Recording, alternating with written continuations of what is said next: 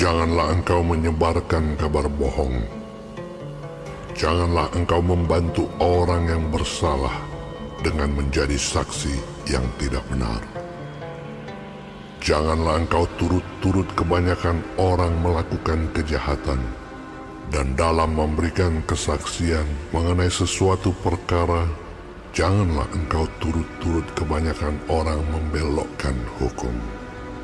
Juga janganlah memihak kepada orang miskin dalam perkaranya. Apabila engkau melihat lembu musuhmu atau keledainya yang sesat, maka segeralah kau kembalikan binatang itu. Apabila engkau melihat rebah keledai musuhmu karena berat bebannya, maka janganlah engkau enggan menolongnya. Haruslah engkau rela menolong dia dengan membongkar muatan keledainya. Janganlah engkau memperkosa hak orang miskin di antaramu dalam perkaranya. Haruslah kau jauhkan dirimu dari perkara dusta. Orang yang tidak bersalah dan orang yang benar tidak boleh kau bunuh. Sebab aku tidak akan membenarkan orang yang bersalah. Suap janganlah kau terima, sebab suap membuat buta mata orang-orang yang melihat dan memutarbalikkan perkara orang-orang yang benar. Orang asing janganlah kamu tekan, karena kamu sendiri telah mengenal keadaan jiwa orang asing. Sebab kamu pun dahulu adalah orang asing di tanah Mesir. 6 tahunlah lamanya engkau menabur di tanahmu dan mengumpulkan hasilnya. Tetapi pada tahun ke-7, haruslah engkau membiarkannya dan meninggalkannya begitu saja, supaya orang miskin di antara bangsamu dapat makan. Dan apa yang ditinggalkan mereka haruslah dibiarkan dimakan binatang hutan. Demikian juga kau lakukan dengan kebun anggurmu dan kebun zaitunmu. 6 harilah lamanya engkau melakukan pekerjaanmu. Tetapi pada hari ke-7 haruslah engkau berhenti, supaya lembu dan keledaimu tidak bekerja, dan supaya anak budakmu perempuan dan orang asing melepaskan lelah. Dalam segala hal yang kufirmankan kepadamu, haruslah kamu berawas-awas. Nama Allah lain janganlah kamu panggil. Janganlah nama itu kedengaran dari mulutmu. 3 kali setahun haruslah engkau mengadakan perayaan bagiku. Hari raya roti tidak beragi haruslah kau pelihara. 7 hari lamanya engkau harus makan roti yang tidak beragi, seperti yang telah kuperintahkan kepadamu pada waktu yang ditetapkan dalam bulan Abib. Sebab dalam bulan itulah engkau keluar dari Mesir. Tetapi janganlah orang menghadap ke hadiratku dengan tangan hampa. Kau peliharalah juga hari raya menuai, yakni menuai buah bungaran dari hasil usahamu menabur di ladang. Demikian juga hari raya pengumpulan hasil pada akhir tahun, apabila engkau mengumpulkan hasil usahamu dari ladang. 3 kali setahun, semua orangmu yang laki-laki harus menghadap ke hadirat Tuhanmu, Tuhan. Janganlah kau persembahkan darah korban sembelihan yang kepadaku, beserta sesuatu yang beragi. Dan janganlah lemak korban hari rayaku bermalam sampai pagi. Yang terbaik dari buah bungaran hasil tanahmu haruslah kau bawa ke dalam rumah Tuhan Allahmu. janganlah kau masak anak kambing dalam susu induknya. Sesungguhnya aku mengutus seorang malaikat berjalan di depanmu untuk melindungi engkau di jalan dan untuk membawa engkau ke tempat yang telah kusediakan. Jagalah dirimu di hadapannya dan dengarkanlah perkataannya. Janganlah engkau mendurhaka kepadanya, sebab pelanggaranmu tidak akan diampuninya, sebab namaku ada di dalam dia. Tetapi jika engkau sungguh-sungguh mendengarkan perkataannya dan melakukan segala yang kufirmankan, maka aku akan memusuhi musuhmu dan melawan lawanmu. Sebab malaikatku akan berjalan di depanmu dan membawa engkau kepada orang Amori, orang Het, orang Feris, orang Kanaan, orang Hewi dan orang Yebus, dan aku akan melenyapkan mereka.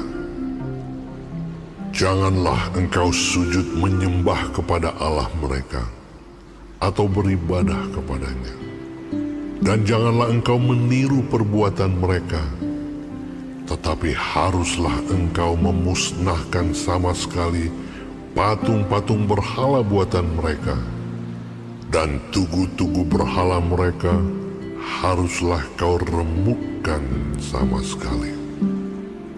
Tetapi kamu harus beribadah kepada Tuhan Allahmu, maka Ia akan memberkati roti makananmu dan air minumanmu, dan aku akan menjauhkan penyakit dari tengah-tengahmu. Tidak akan ada di negerimu perempuan yang keguguran atau mandul. Aku akan menggenapkan tahun umurmu. Kengerian terhadap aku akan kukirimkan mendahului engkau. Aku akan mengacaukan semua orang yang kau datangi, dan aku akan membuat semua musuhmu lari membelakangi engkau. Lagi aku akan melepaskan tabuhan mendahului engkau, sehingga binatang-binatang itu menghalau orang Hewi, orang Kanaan, dan orang Het itu dari depanmu. Aku tidak akan menghalau mereka dari depanmu dalam 1 tahun, supaya negeri itu jangan menjadi sepi, dan segala binatang hutan jangan bertambah banyak melebihi engkau. Sedikit demi sedikit, aku akan menghalau mereka dari depanmu, sampai engkau beranak cucu sedemikian, hingga engkau dapat memiliki negeri itu. Aku akan menentukan batas daerahmu dari Laut Teberau sampai Laut Filistin, dan dari padang gurun sampai sungai Efrat. Sebab aku akan menyerahkan penduduk negeri itu ke dalam tanganmu, sehingga engkau menghalau mereka dari depanmu. Janganlah mengadakan perjanjian dengan mereka ataupun dengan Allah mereka. Mereka tidak akan tetap diam di negerimu, supaya mereka jangan membuat engkau berdosa kepadaku dengan beribadah kepada Allah mereka, sebab tentulah hal itu menjadi jerat bagimu.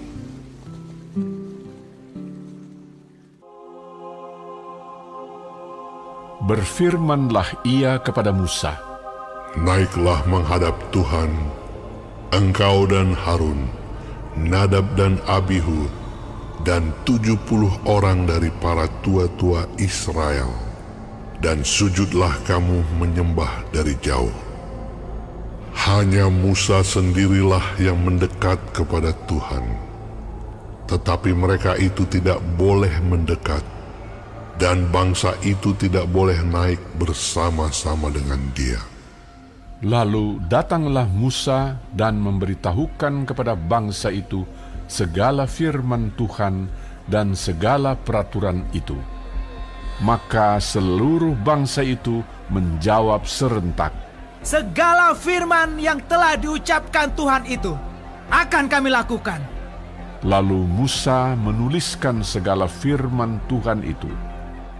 Keesokan harinya, pagi-pagi, didirikannya mezbah di kaki gunung itu dengan 12 tugu sesuai dengan ke-12 suku Israel. Kemudian disuruhnyalah orang-orang muda dari bangsa Israel, maka mereka mempersembahkan korban bakaran dan menyembelih lembu-lembu jantan sebagai korban keselamatan kepada Tuhan. Sesudah itu, Musa mengambil sebagian dari darah itu, lalu ditaruhnya ke dalam pasu. Sebagian lagi dari darah itu disiramkannya pada mezbah itu. Diambilnyalah kitab perjanjian itu, lalu dibacakannya dengan didengar oleh bangsa itu, dan mereka berkata, segala firman Tuhan akan kami lakukan dan akan kami dengarkan. Kemudian Musa mengambil darah itu dan menyiramkannya pada bangsa itu serta berkata, inilah darah perjanjian yang diadakan Tuhan dengan kamu berdasarkan segala firman ini. Dan naiklah Musa dengan Harun, Nadab dan Abihu dan 70 orang dari para tua-tua Israel. Lalu mereka melihat Allah Israel. Kakinya berjejak pada sesuatu yang buatannya seperti lantai dari batu nilam dan yang terangnya seperti langit yang cerah. Tetapi kepada pemuka-pemuka orang Israel itu tidaklah diulurkannya tangannya. Mereka memandang Allah, lalu makan dan minum. Tuhan berfirman kepada Musa, naiklah menghadap aku ke atas gunung, dan tinggallah di sana. Maka aku akan memberikan kepadamu loh batu, yakni hukum dan perintah yang telah kutuliskan untuk diajarkan kepada mereka. Lalu bangunlah Musa dengan Yosua, abdinya. Maka naiklah Musa ke atas gunung Allah itu. Tetapi kepada para tua-tua itu ia berkata, tinggallah di sini menunggu kami, sampai kami kembali lagi kepadamu. Bukankah Harun dan Hur ada bersama-sama dengan kamu? Siapa yang ada perkaranya, datanglah kepada mereka. Maka Musa mendaki gunung dan awan itu menutupinya. Kemuliaan Tuhan diam di atas gunung Sinai, dan awan itu menutupinya 6 hari lamanya. Pada hari ke-7 dipanggilnyalah Musa dari tengah-tengah awan itu. Tampaknya kemuliaan Tuhan sebagai api yang menghanguskan di puncak gunung itu pada pemandangan orang Israel. Masuklah Musa ke tengah-tengah awan itu dengan mendaki gunung itu. Lalu tinggallah ia di atas gunung itu 40 hari dan 40 malam lamanya.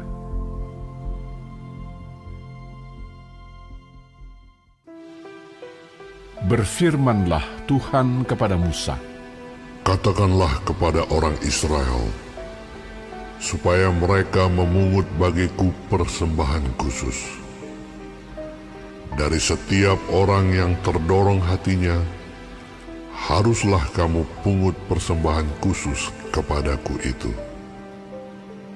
Inilah persembahan khusus yang harus kamu pungut dari mereka: emas, perak, tembaga, kain ungu tua, kain ungu muda, kain kirmizi, lenon halus, bulu kambing, kulit domba jantan yang diwarnai merah, kulit lumba-lumba dan kayu penaga, minyak untuk lampu, rempah-rempah untuk minyak urapan, dan untuk ukupan dari wangi-wangian, permata krisopras dan permata tatahan untuk baju efod dan untuk tutup dada. Dan mereka harus membuat tempat kudus bagiku, supaya aku akan diam di tengah-tengah mereka. Menurut segala apa yang kutunjukkan kepadamu, sebagai contoh kemah suci dan sebagai contoh segala perabotannya, demikianlah harus kamu membuatnya. Haruslah mereka membuat tabut dari kayu penaga, 2,5 hasta panjangnya, 1,5 hasta lebarnya, dan 1,5 hasta tingginya.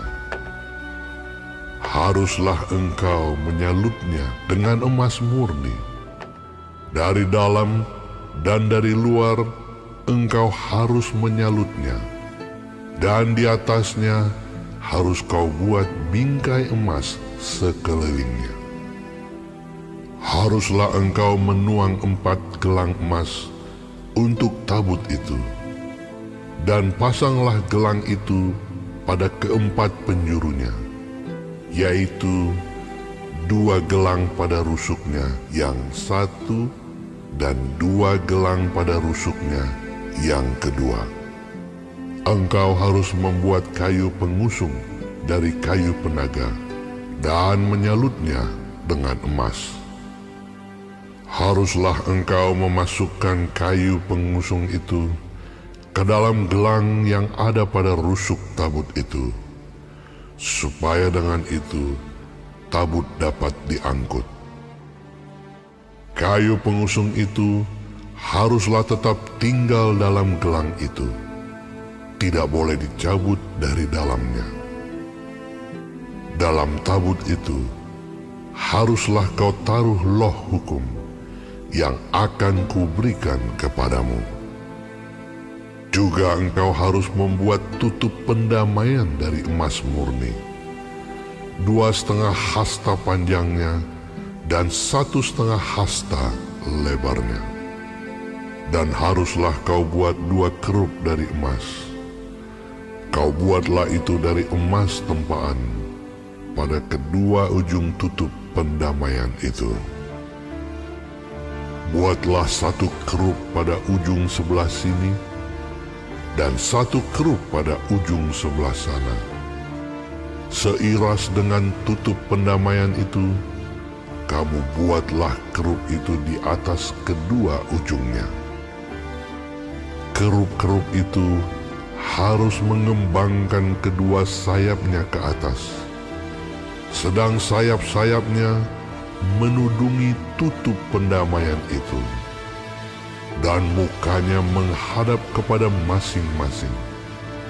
Kepada tutup pendamaian itulah harus menghadap muka kerup-kerup itu.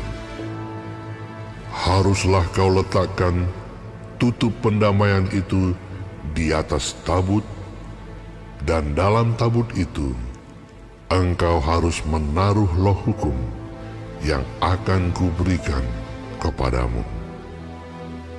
Dan di sanalah aku akan bertemu dengan engkau, dan dari atas tutup pendamaian itu, dari antara kedua kerup yang di atas tabut hukum itu, aku akan berbicara dengan engkau tentang segala sesuatu yang akan kuperintahkan kepadamu untuk disampaikan kepada orang Israel. Lagi haruslah engkau membuat meja dari kayu penaga, 2 hasta panjangnya, 1 hasta lebarnya, dan 1,5 hasta tingginya. Haruslah engkau menyalutnya dengan emas murni dan membuat bingkai emas sekelilingnya. Haruslah engkau membuat sekelilingnya jalur pinggir yang setapak tangan lebarnya, Dan kau buatlah bingkai emas sekeliling jalur pinggirnya itu. Haruslah engkau membuat untuk meja itu 4 gelang emas, dan kau pasanglah gelang-gelang itu di keempat penjurunya pada keempat kakinya. Gelang itu haruslah dekat ke jalur pinggirnya, sebagai tempat memasukkan kayu pengusung, supaya meja itu dapat diangkut. Haruslah engkau membuat kayu pengusung itu dari kayu penaga, dan menyalutnya dengan emas. Dan dengan itulah meja harus diangkut. Haruslah engkau membuat pinggannya, cawannya, kendinya, dan pialanya, yang dipakai untuk persembahan curahan. Haruslah engkau membuat semuanya itu dari emas murni.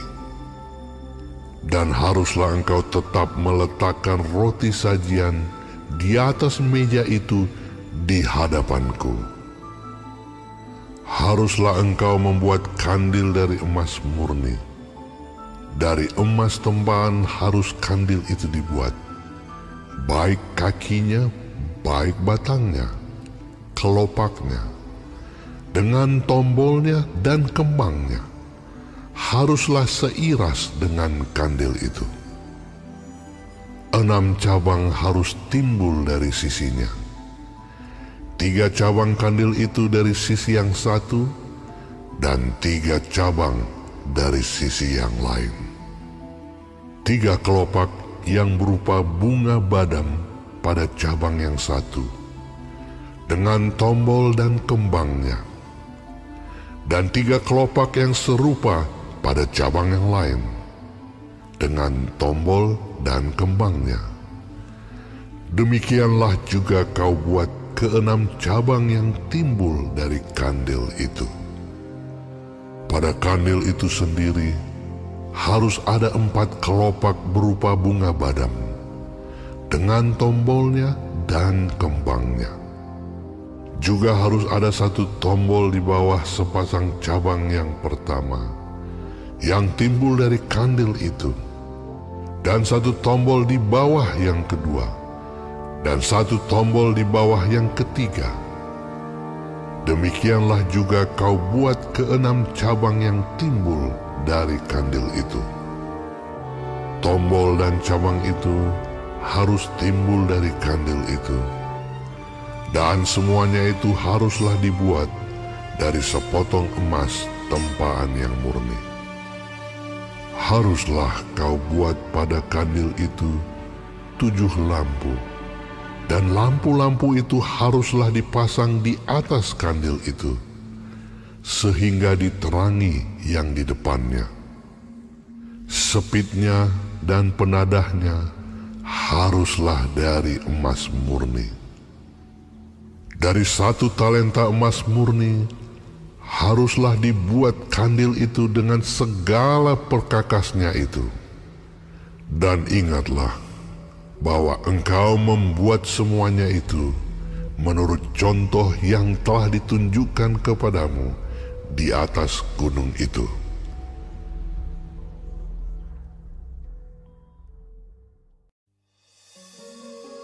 Kemah suci itu haruslah kau buat dari 10 tenda, dari lenan halus yang dipintal benangnya, dan dari kain ungu tua, kain ungu muda, dan kain kirmizi, dengan ada kerupnya.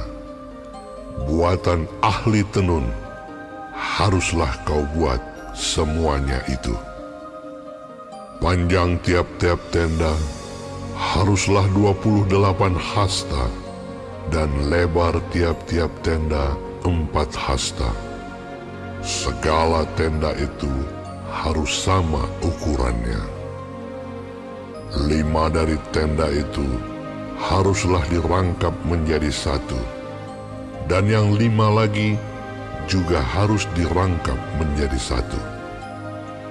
Pada rangkapan yang pertama, di tepi 1 tenda yang di ujung haruslah engkau membuat sosok-sosok kain ungu tua.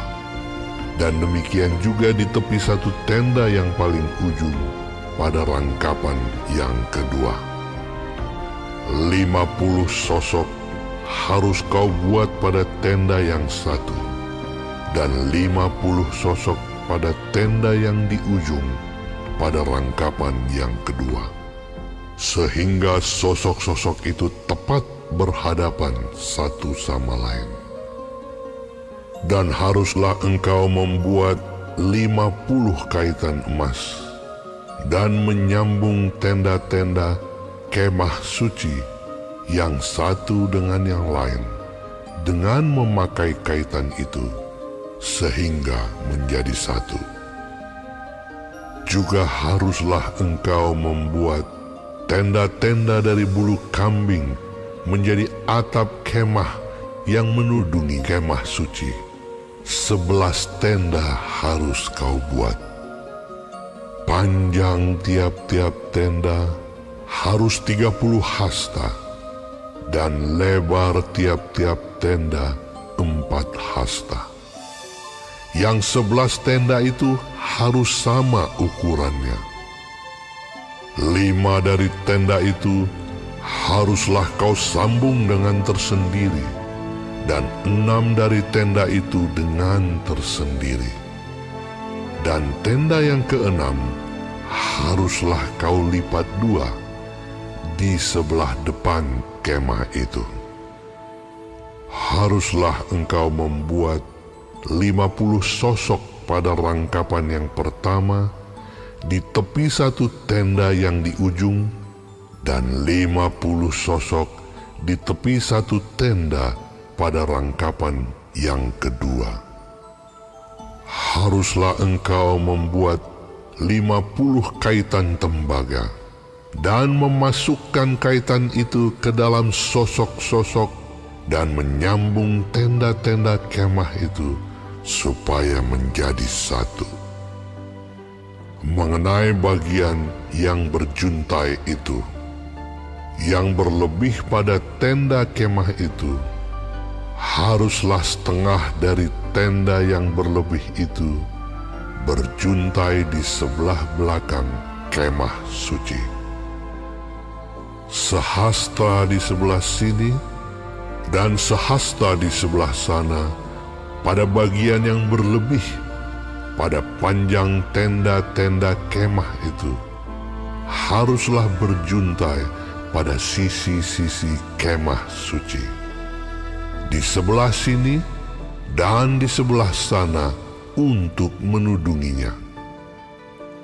Juga haruslah engkau membuat untuk kemah itu tudung dari kulit domba jantan yang diwarnai merah, dan tudung dari kulit lumba-lumba di atasnya lagi. Haruslah engkau membuat untuk kemah suci papan dari kayu penaga yang berdiri tegak. 10 hasta panjangnya satu papan, dan 1,5 hasta lebarnya tiap-tiap papan. Tiap-tiap papan harus ada 2 pasaknya yang disengkang satu sama lain. Demikianlah harus kau perbuat dengan segala papan kemah suci. Haruslah engkau membuat papan-papan untuk kemah suci, 20 papan pada sebelah selatan. Dan haruslah kau buat 40 alas perak di bawah ke-20 papan itu. 2 alas di bawah satu papan untuk kedua pasaknya, dan seterusnya 2 alas di bawah setiap papan untuk kedua pasaknya. Juga untuk sisi yang kedua dari kemah suci pada sebelah utara, kau buatlah 20 papan dengan 40 alas peraknya. 2 alas di bawah satu papan, dan seterusnya 2 alas di bawah setiap papan. Untuk sisi belakang kemah suci pada sebelah barat, haruslah kau buat 6 papan. 2 papan haruslah kau buat untuk sudut kemah suci di sisi belakang. Kedua papan itu haruslah kembar pasaknya di sebelah bawah, dan seperti itu juga kembar pasaknya di sebelah atas, di dekat gelang yang satu itu. Demikianlah harus kedua papan itu. Haruslah itu merupakan kedua sudutnya. Jadi, harus ada 8 papan dengan alas peraknya. 16 alas, 2 alas di bawah 1 papan, dan seterusnya 2 alas di bawah setiap papan. Juga haruslah kau buat kayu lintang dari kayu penaga, 5 untuk papan-papan pada sisi yang satu dari kemah suci. 5 kayu lintang untuk papan-papan pada sisi yang kedua dari kemah suci. Dan 5 kayu lintang untuk papan-papan pada sisi kemah suci yang merupakan sisi belakangnya pada sebelah barat. Dan kayu lintang yang di tengah-tengah papan-papan itu, haruslah melintang terus dari ujung ke ujung. Papan-papan itu haruslah kau salut dengan emas. Gelang-gelang itu haruslah kau buat dari emas, sebagai tempat memasukkan kayu-kayu lintang itu.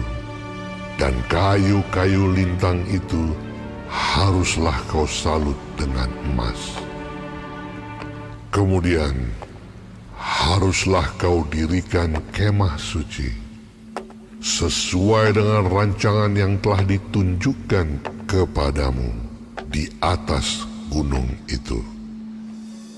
Haruslah kau buat tabir dari kain ungu tua dan kain ungu muda, kain kirmizi, dan lenan halus yang dipintal benangnya. Haruslah dibuat dengan ada kerupnya, buatan ahli tenun. Haruslah engkau menggantungkannya pada 4 tiang dari kayu penaga yang disalut dengan emas, dengan ada kaitannya dari emas, berdasarkan 4 alas perak. Haruslah tabir itu kau gantungkan pada kaitan penyambung tenda itu, dan haruslah kau bawa tabut hukum ke sana, ke belakang tabir itu, sehingga tabir itu menjadi pemisah bagimu antara tempat kudus dan tempat maha kudus. Tutup pendamaian itu haruslah kau letakkan di atas tabut hukum di dalam tempat maha kudus. Meja itu haruslah kau taruh di depan tabir itu, dan kandil itu berhadapan dengan meja itu pada sisi selatan dari kemah suci. Dan meja itu haruslah kau tempatkan pada sisi utara. Juga haruslah kau buat tirai untuk pintu kemah itu dari kain ungu tua, kain ungu muda, kain kirmizi, dan lenan halus yang dipintal benangnya, tenunan yang berwarna-warna. Haruslah kau buat 5 tiang dari kayu penaga untuk tirai itu, dan kau salutlah itu dengan emas, dengan ada kaitannya dari emas. Dan untuk itu haruslah kau tuang 5 alas dari tembaga.